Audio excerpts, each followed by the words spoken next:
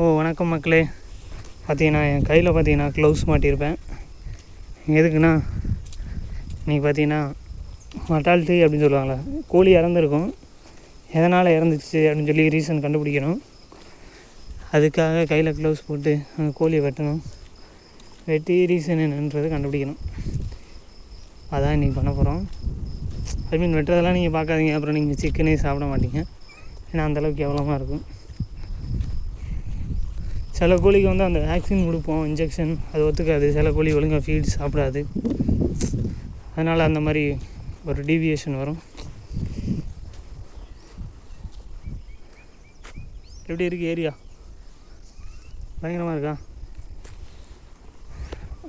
Labour ஒருத்தவன்ட சொல்லியிருக்கேன், அவன் கோழியெல்லாம் எடுத்து கொண்டு வந்து போடுவான். அவன் போட்டுட்டும் அப்படியே நம்ம கட் பண்ண ஆரம்பிக்கணும். கட் பண்ணி அதை அப்படியே ஃபோட்டோ எடுக்கணும். இங்கே பார்த்தீங்களா கரையாம்புத்தை? இங்கேருந்து பாருங்க காய்ச்சி, உங்களுக்கு அந்த வியூ தெரியுதான்னு தெரில. ஆனால் என் கண்ணுக்கு எப்படி தெரியுதுன்னா பயங்கரமாக தெரியுது. எனக்கு உங்களுக்கு ஜூம் பண்ணி காட்டுற மாதிரி எவ்வளோ புதுசுன்னு. நல்ல பெரிய இடம் தான். இங்கேருந்து பார்த்தீங்கன்னா அங்கே ஒரு வீடு தெரியும்.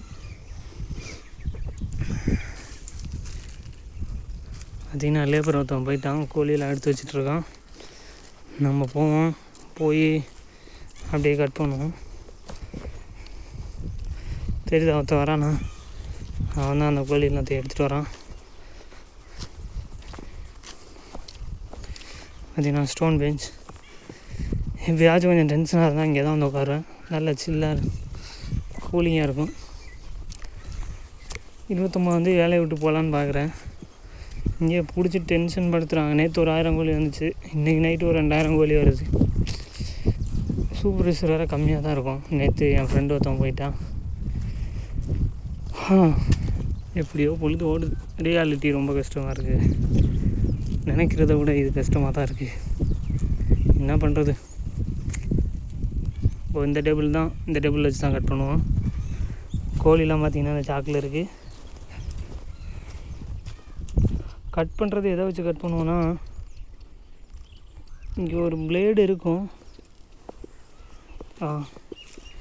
இந்த இருக்கா கத்திரிக்கோள் ஒன்று இருந்துச்சு. அந்த கத்திரிக்கோள் எங்கே போச்சுன்னே தெரில. அதனால் பிளேடு வச்சு டக்கு டக்குன்னு வேலையை முடிச்சிடுவோம்.